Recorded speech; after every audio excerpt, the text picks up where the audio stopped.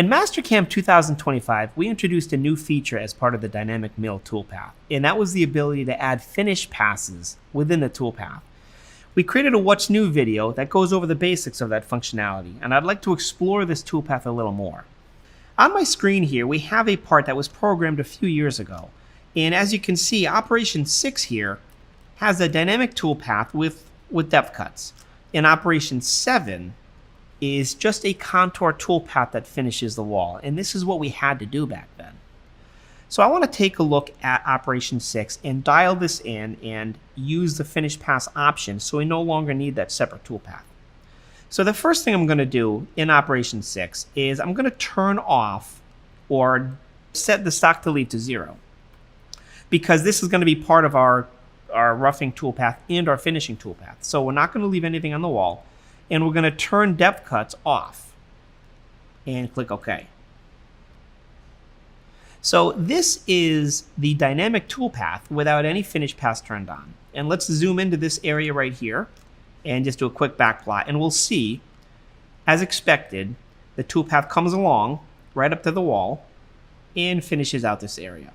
Now I want to point out, because we're going to look at this in a little bit, I want to point out that these curves here, they're essentially a toolpath radius, and we have an option in the Dynamic Mill toolpath to change that radius, which is very useful when you're getting into tight corners. So we'll look at that in a minute. So the next thing I want to do now is go back into this toolpath, and let's turn on our finish passes.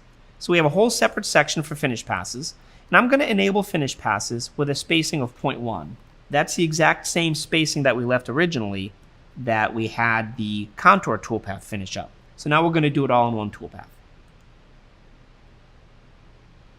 Okay, so as you can see here, if we backplot this toolpath, we have our dynamic motion that's expected, but along these walls, you can see here that we're staying away just a little bit.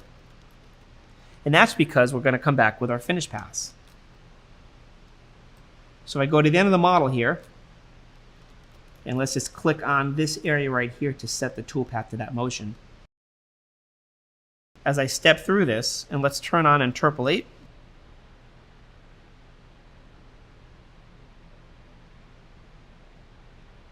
As I step through it, again, it's hugging that wall like a contour toolpath, but I want to point out that it's going through the channel, which it should, right? We're expecting this. So what happens now if we realize, we want to add a little more spacing, so we want that finish pass to cut away a little more material. So let's go back into this and set this to 0.5 or half a millimeter and click OK.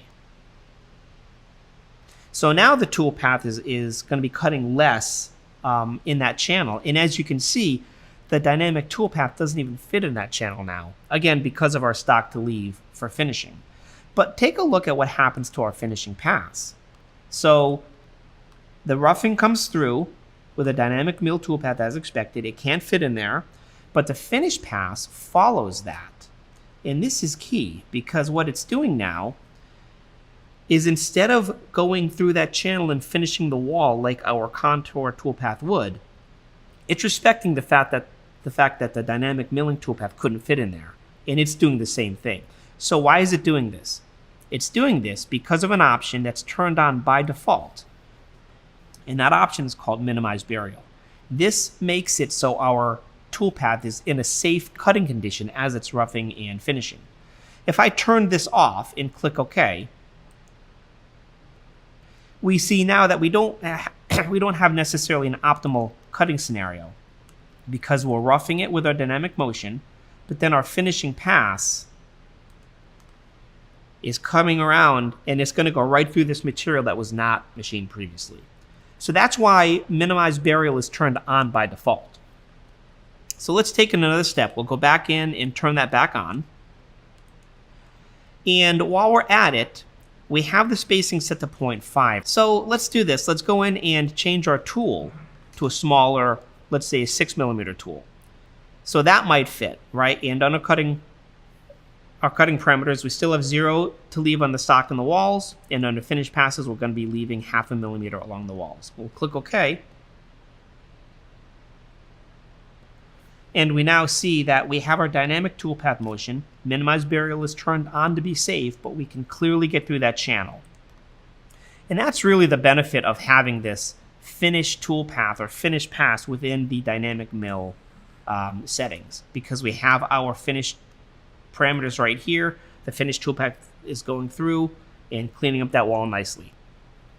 Okay, so as you can see, having the option to enable finish passes within the dynamic mill toolpath is a game changer. In this example, we no longer need to use a separate contour toolpath. We also saw that in certain machining situations such as this, the minimize burial function modified our toolpath motion to keep us from over-engaging our tool. It's also important to point out that this functionality is available in our area mill toolpath as well. So I encourage you to explore the finish pass option the next time you're using these toolpaths.